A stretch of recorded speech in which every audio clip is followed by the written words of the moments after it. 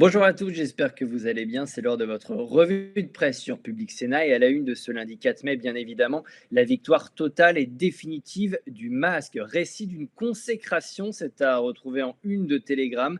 Le masque, qui pourra être vendu en grande surface à compter d'aujourd'hui, a fini par s'imposer. Ça a pris du temps après les hésitations et les contradictions du gouvernement. Finalement, le masque pourrait bien devenir une norme sociale dans notre société. Il n'y a d'ailleurs tout simplement pas le choix, nous dit Telegram. C'est ça ou à court terme un retour au confinement généralisé. Il faut donc bien choisir son masque pour Sud-Ouest. Enfin, pour le choisir, faut-il encore pouvoir en trouver? Y en aura-t-il vraiment pour tout le monde, se demande le quotidien. Oui, nous répond le département de Charente-Maritime qui a lancé l'opération Un masque pour tous. Il y aura bien un masque réutilisable par personne, soit 650 000 masques pour l'ensemble du département. Le porte-à-porte a même déjà commencé.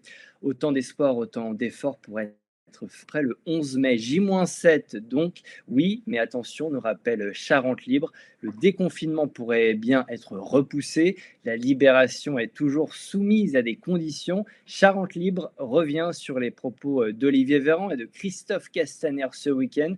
Selon l'évolution du nombre de malades, la date de levée du confinement pourrait être remise en question, a notamment déclaré le ministre de la Santé. Il est plus difficile de déconfiner que de confiner, estime Charente Libre, qui parle d'un véritable casse-tête pour les élus. Cette question aujourd'hui en une de la Voix du Nord. Nos fruits, nos légumes vont-ils retrouver leur juste prix dans les jours qui viennent?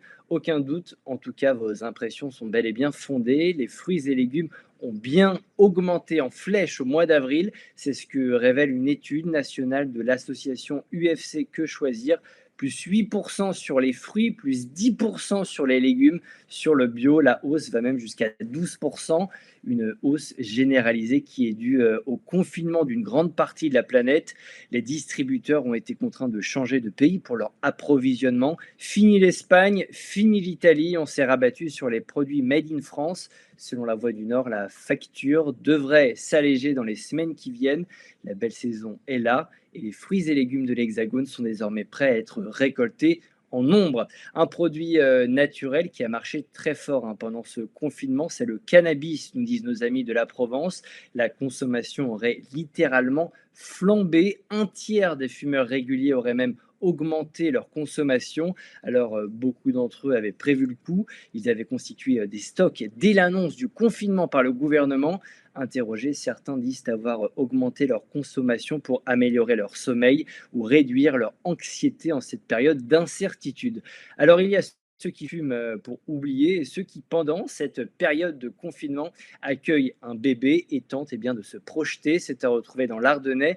Les bébés du confinement. La famille Verrier, par exemple, s'est agrandie. Jules a désormais un petit frère, il s'appelle Loris. Le papa roman a pu assister à l'accouchement. L'Ardennais qui consacre un très beau dossier à ses mères comme Charline qui ont donné naissance en pleine pandémie.